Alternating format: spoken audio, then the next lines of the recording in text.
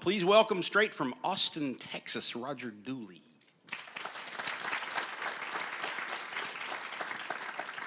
Thanks, Jason. Hear me okay? I think so. Hope so. Okay. Just as a quick reminder for those of you who are tweeting, this is LDA Summit 2015, and I am at Roger Dooley. Any Agent Carter fans in the room? Okay, well, I am not a fan. Probably some folks here are familiar with SEO and reputation management and whatnot. One of the weird threats you never see coming is Disney and Marvel naming a character Roger Dooley in their thing. So now I'm competing with IMDb and all sorts of other people for my own brand. But let me tell you a little bit about who I really am. I'm not Shea Wiggum. I started off life as an engineer, and even back in school, I was pulled in a couple directions. One was psychology. I minored in psychology. The other was advertising. When I was in the library supposedly studying differential equations and organic chemistry, instead I would sneak over to the periodical department and read Ad Age. But once I graduated, I started off kind of a normal engineering career, going through project management, then product management with more of a marketing emphasis. And finally, at the tender age of about 30, my corporate career was really starting to take off. I was director of corporate planning for a Fortune 1000 company. And I chose that moment to bail out and start a mail order business in the early days of home computers. And for me, this was a really appealing kind of marketing because it was the most quantitative kind of marketing available then. We could do square inch analysis. We could do A/B testing. Primitive by today's standards, but then it was the only way you could actually see how your advertising worked. And over time, that and a couple of other businesses morphed into the digital space involving SEO, online community building, analytics, and so on. But while this was going on about 11 years ago now, I saw the confluence of two areas, neuroscience and marketing. People were starting to both talk and act on bringing those two disciplines together. And so I did what any good digital marketer would do. I registered a domain. And then about a year later, I started writing there. And I've been doing that ever since. There's over 1,000 articles there now.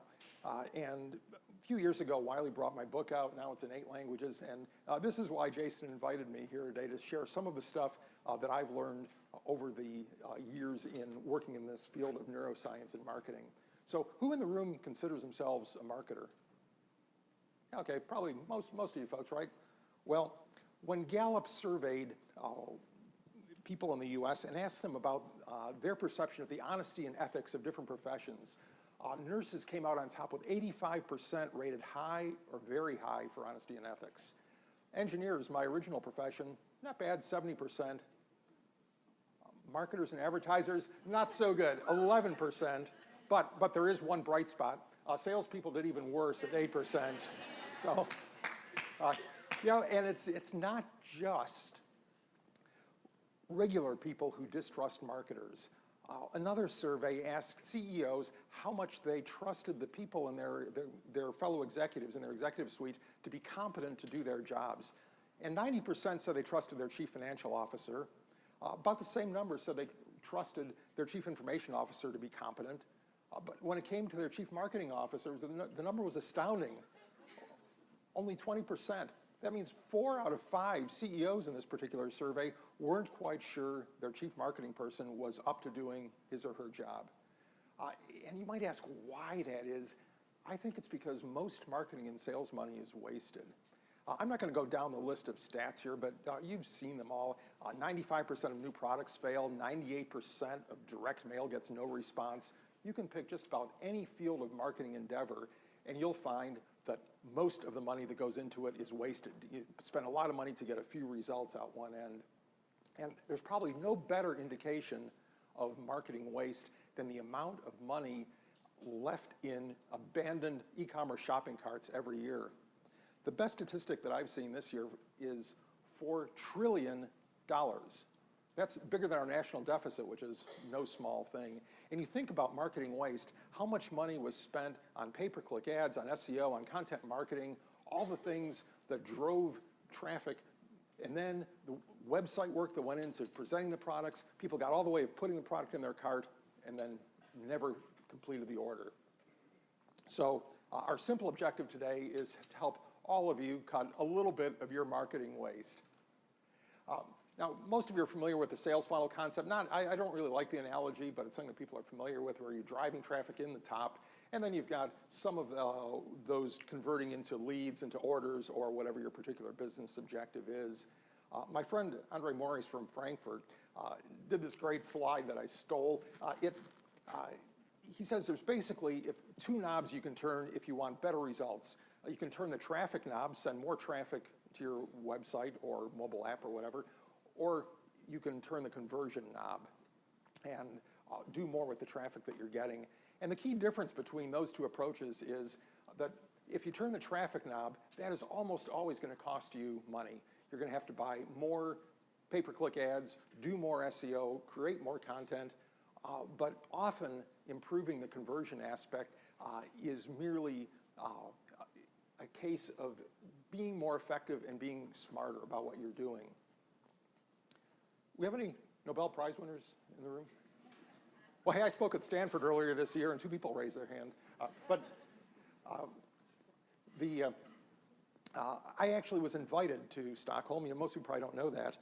And as I was climbing the steps onto the stage where they award the Nobel Prize, it was really kind of scary. But then I realized I was just there to talk to a bunch of digital marketers like yourselves at a conversion conference. But we are going to hear from 2 real Nobel Prize winners today, Daniel Kahneman and Ronald Coase. And the first is Kahneman. If any of you have read his book, Thinking Fast and Slow, it's a great book. I highly recommend it. His big insight is that we have 2 ways of thinking, System 1 and System 2. System 1 is fast, emotional, intuitive, rule-based, and very energy efficient for our brains. System 2 is what we think of as thinking. That's sort of grinding through, weighing pluses and minuses and so on. What he found was that our brains will always default to System 1 when they can.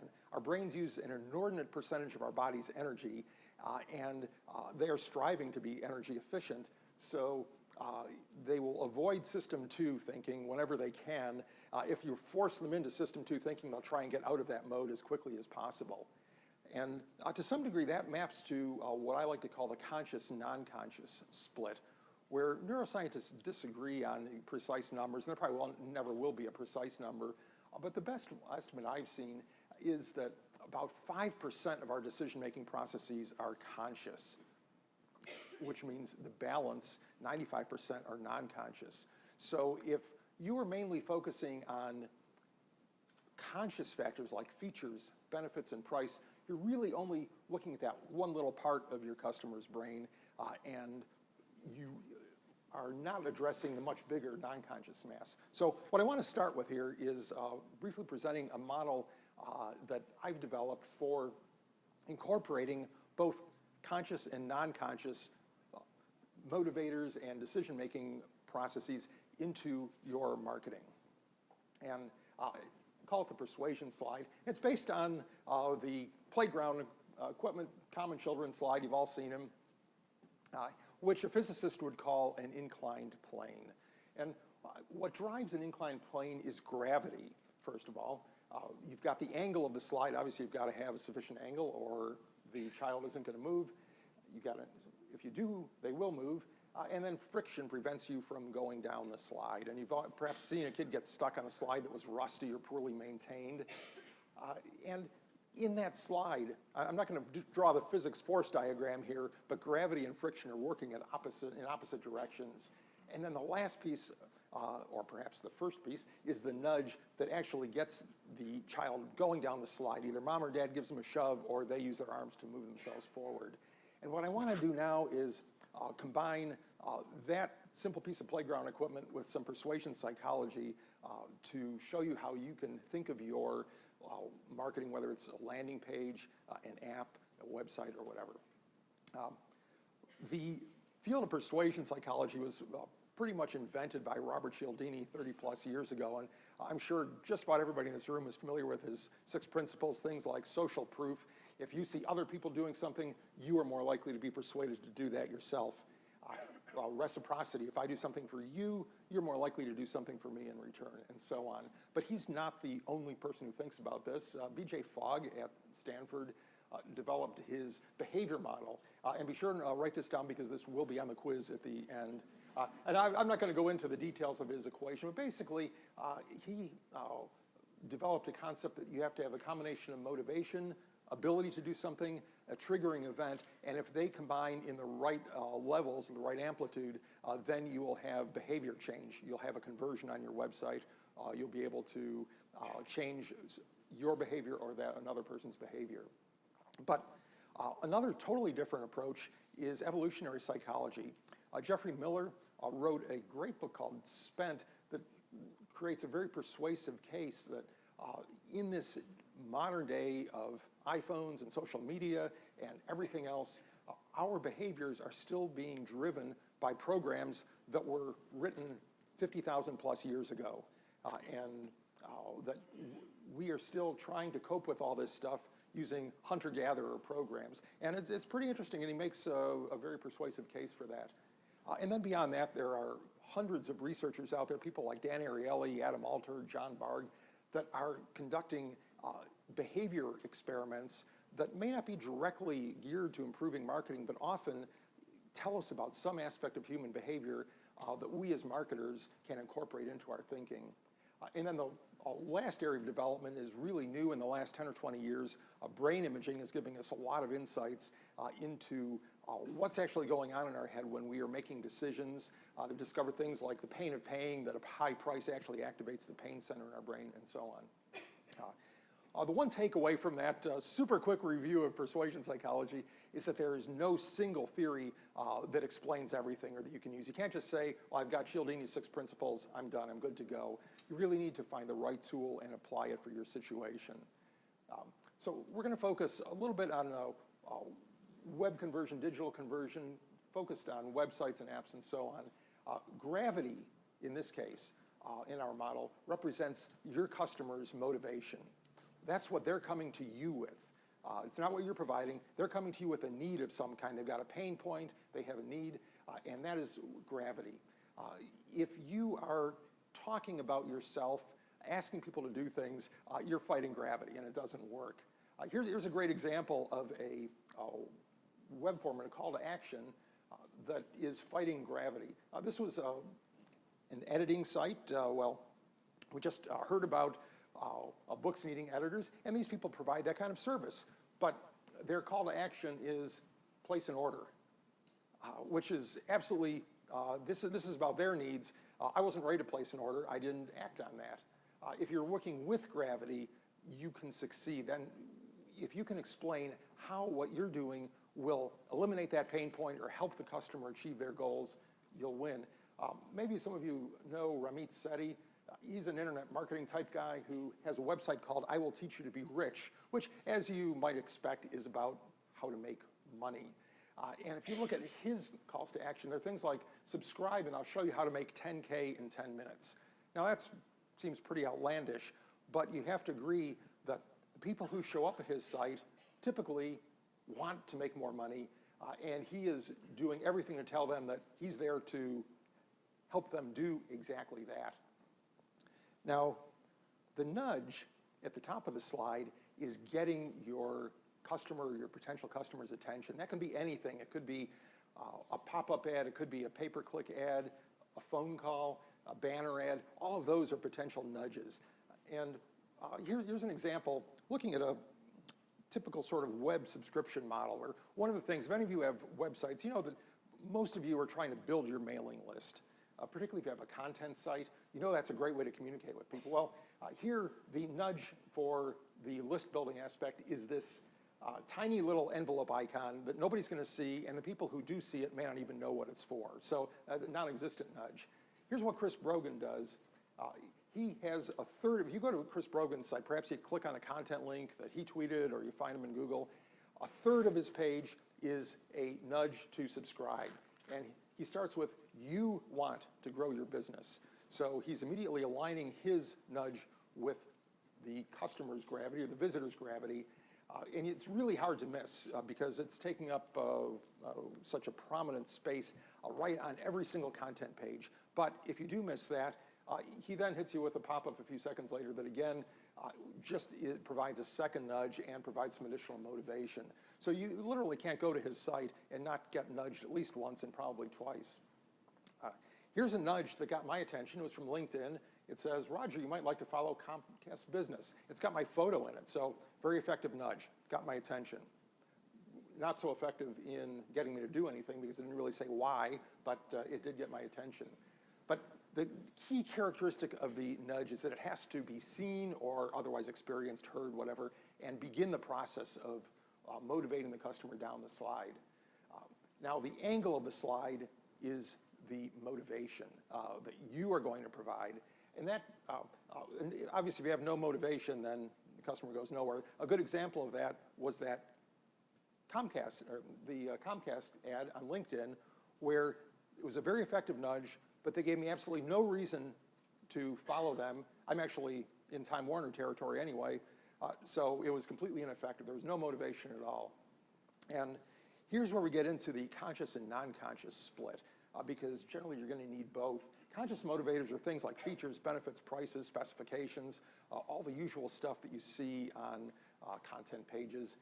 Non-conscious are things like emotions, things coming out of psychology, brain bugs, which couldn't be things, cognitive biases. Jeremy Smith, the conversion guy, wrote a great guest post on my site that identified 67 different cognitive biases that people have and provided a little suggestion of how they could be used in marketing. And in almost every case, you're going to want to use both conscious and non-conscious motivators. Sometimes you can get away with just one or the other, but almost always you're going to want to use both. Conscious things are like benefits, like how much the customer is going to save, how powerful the product is, how it compares with competition, and so on. Here's a subscription form that uses all conscious motivators. It's for an electronic deal site, and they talk about things like early notice of sales, coupons, and so on. All fine stuff if you're interested in electronics, but just all conscious motivation. Gifts and discounts are conscious motivators. Many of you visit sites where, hey, get our free ebook or whatever, our free checklist, sign up. Those are all conscious motivators. Probably the most prevalent kind of conscious motivator, particularly in retail, is the sale. This drives a huge amount of their business. You recall a few years ago, there was a retailer who said, this sales stuff is crazy. We are going to go with everyday low pricing and simplify things for our customers. Marking stuff up and then marking it down makes no sense. And you remember JCPenney, what happened to their sales? Their sales tanked to the point where their entire business was in peril of going out of business until they canned the CEO and brought back the old one. And the problem was, without discounts, there was no motivation. They were continuing to advertise. They were sending out those weekly flyers in mailboxes or newspapers, but they were not providing that motivation of the discount, and it really caused them to just have no appeal to their customers. Now, if you go to their website, it's all sales all the time. It's just constant. Every pixel on their homepage, it changes practically daily, but it is all sales. The problem is using these kinds of conscious motivators is that they're expensive. You can sell more if you give away free shipping. You can sell more if you mark your prices down, but there's a cost associated with that. So if you focus on non-conscious motivators, they're often free and often can be even more effective than some conscious motivators. So here's an example. We have any dog owners or pet parents in the room? Okay, great. This was my little puppy. It was about 5 years ago. He was a rescue, a cute little guy, and he was kind of funny looking. So we decided to name him after Conan the comedian. And we had no idea how big he was going to get, but he ate and sort of turned into the other Conan. That's what he looks like now. And he's really been a great addition to our family. And our lives would be a lot less rich without him there. Now, what I've done in 30 seconds is create what Bob Cialdini would call a liking effect. by showing an attribute that I have in common with the pet parents in the room. And even for the rest of the folks, I may have humanized myself a little bit. And when you show attributes that you share with your customers, you will create that liking effect, and they will find everything you offer more persuasive. And one company that does a great job with that is PetSmart. You're familiar with the About Us page, where you got a bunch of executives sitting there looking very stern at the camera, very serious. What PetSmart does on theirs is all of their executives are holding pets, and most of them are like these big fluffy dogs and cats. I don't know if they rented those for the photo shoot, or if maybe they got them from a taxidermy shop, but they are showing their customers, we are like you. We have this in common with you. We love our pets. You can trust us to do a good job for you. And the only thing I would say is don't bury it way down. I had to work to find that. That needs to be on your landing page, your home page, whatever. And it carries not just from the execs all the way down to the frontline sales clerks. They put a picture of their pet, if they have one, on their badge. So throughout their whole organization, they are showing that they have something in common with their customers. And it's a brilliant strategy. Let's switch over to content and copy motivators. You've all heard that stories sell, right? Best-selling ad of all time is this huge story about how this guy learned to play the piano through lessons and then amazed his friends. Sold for 30 years without any change. But there's a reason why stories are effective. We evolved to pay attention to stories. Back in our hunter-gatherer days, early humans had a big advantage. One person could come back to the community and tell them where danger was, tell them where the food was. Everybody didn't have to wander around experiencing these things for themselves. And ultimately, we evolved into our iPhone-toting selves. And what we see now is that even today, paying attention to stories is very important for our brains. When you listen to a story in an fMRI machine where your brain is being imaged, the motor areas of your brain will light up as if you were carrying out the actions that you're hearing in that story. And my favorite experiment involved using two fMRI machines with two subjects, where the first person told the second person a story. And what the scientists found really shocked them. Within seconds of the first person starting the story, the second person's brain synchronized with the storyteller's. So if you want to exercise mind control over someone, the best thing to do is tell them a story. And that's about as close as you're going to get. One of my favorite marketing techniques is decoy marketing. And Dan Ariely did a great experiment where, and this is in Predictably Rational, another book I recommend. He offered a choice of two subscription models for a financial publication, $59 for internet only and $125 for internet and print. And under those circumstances, about 2/3 of the people chose the cheaper one, not illogical. And then he did something that seemed really strange. He offered a third choice, $125 for print only. And you say, well, who would be stupid enough to buy that? Nobody was stupid enough, but what it did was it dramatically changed the allocation. Now 85% of the people chose the more expensive version, and with a predictable increase in revenue. And what was happening there was, and he carried out a variety of experiments to show this, that adding a less attractive offer will boost sales of a similar offer. And you can actually experiment with this yourself. If you want to meet people of the opposite gender, perhaps at a party or bar, what you need to do is find a person who is a lot like you, but a little bit less attractive. Take them with you, and when those people compare you to, you'll look a little bit better, and that you'll be like that $125 internet and print. Your popularity will go through the roof. But beware, if your friend asks you to go to a party or bar or whatever, you may be the less attractive wingman. Another kind of decoy marketing involves, well, this experiment was actually a real-world thing. A company had two appliances. One was sort of good, the other was a better version, and they sold about half and half. Then they introduced a higher-end version, and they didn't sell many of that one, but it dramatically increased sales of what was now the medium-priced product. And the moral of that is it will, introducing that high-end product will make the next one down look more like a compromise and be a more reasonable choice. Here's a typical kind of software price comparison page. Now, what these guys wanted to do, I think they may have changed their pricing now, but what these guys wanted to do was sell their Pro version. They say it's their most popular, and what they did was introduce this Ultimate version for $499.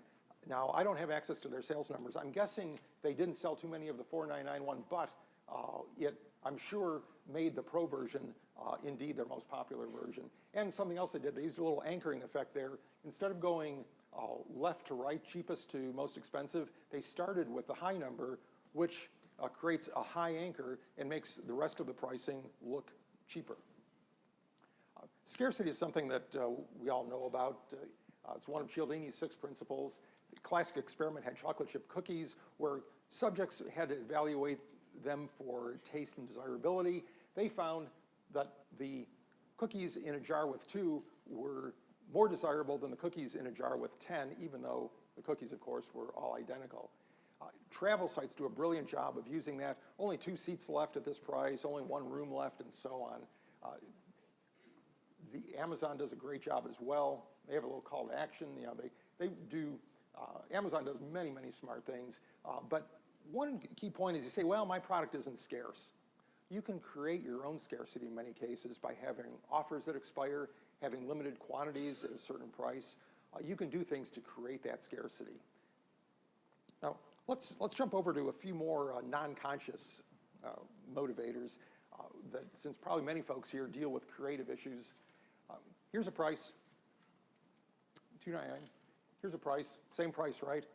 Well, okay, for the women in the room, those prices are pretty much the same. For the men in the room, the second price in red looks like about twice as big of a discount as the price in black. Now, I'll let you draw whatever conclusions you want from that, but if you are selling to men or selling to men and women, it might make sense to use a little bit more red in your pricing. Here's a price, same again, but the lower one to many people appears cheaper. And the scientists who found this were perplexed because they couldn't figure out why. And over a whole series of experiments, they determined that our brains were sounding out the price. And when there was a lot more punctuation and zeros and stuff going on, that made the price seem a little bit bigger. And the syllables made a difference. Now, there's a counter effect involving precision of pricing, but it's worth a test. This experiment had people taste tomato soup, and half saw it in this Courier font here, this typewriter type font. Half saw the exact same, they tasted the same soup, saw it described with that more elegant Lucinda font.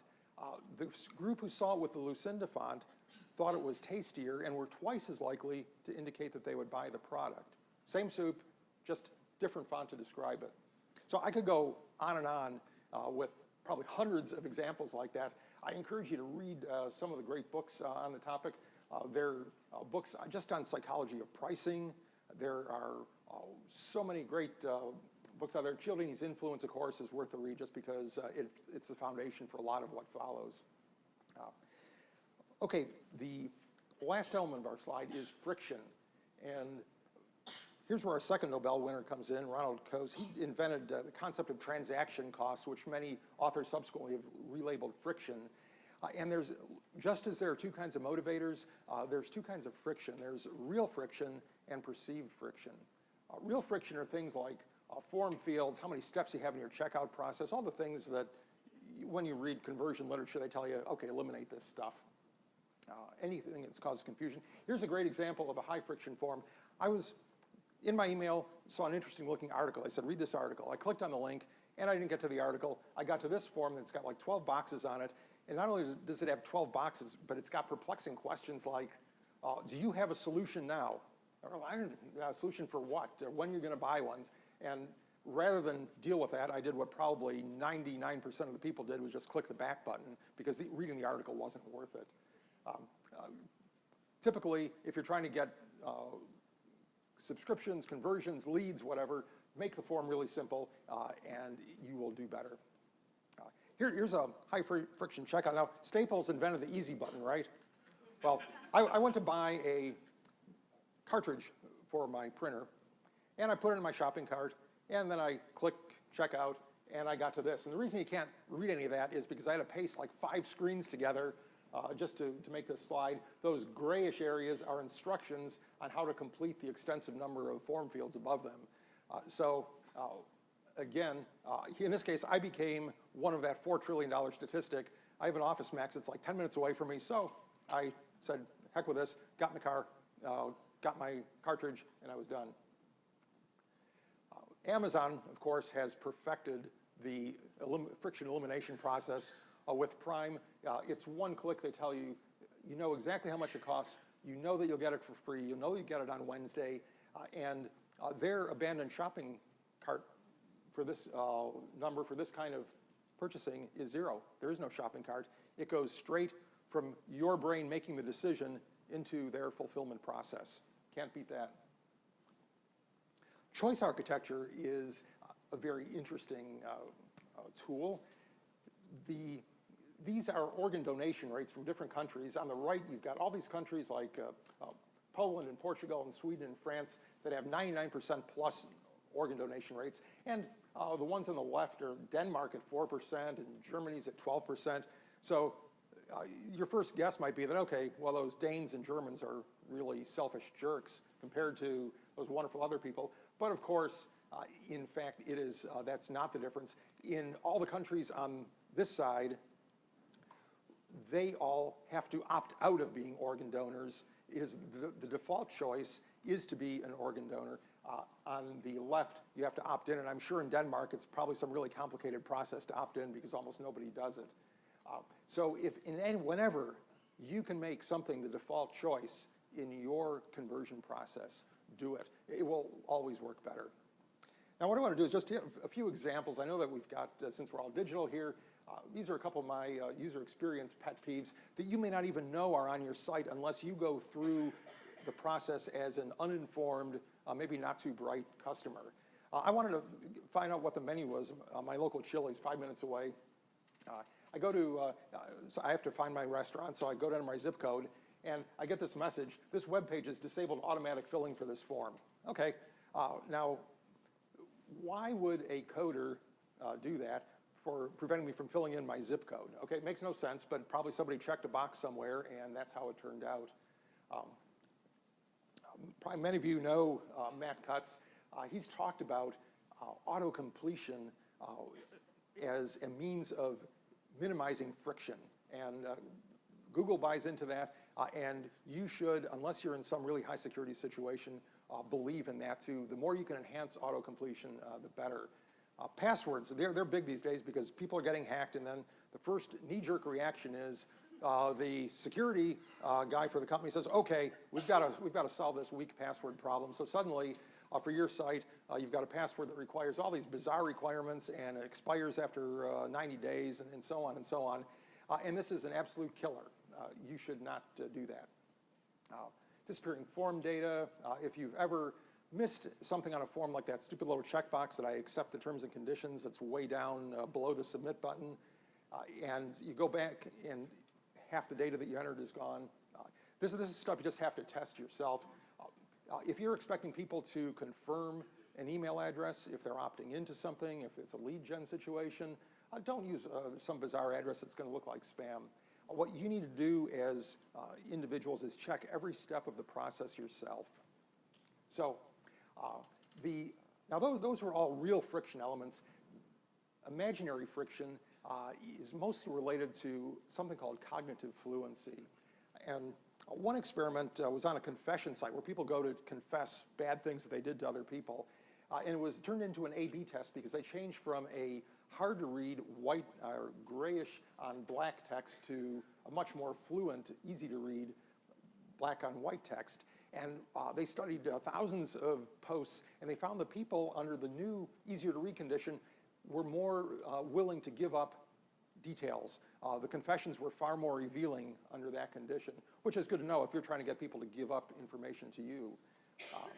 The classic Fluency example was at the University of Minnesota, where they asked people, how long would it take to perform this little set of exercises? And there were just 2 sentences.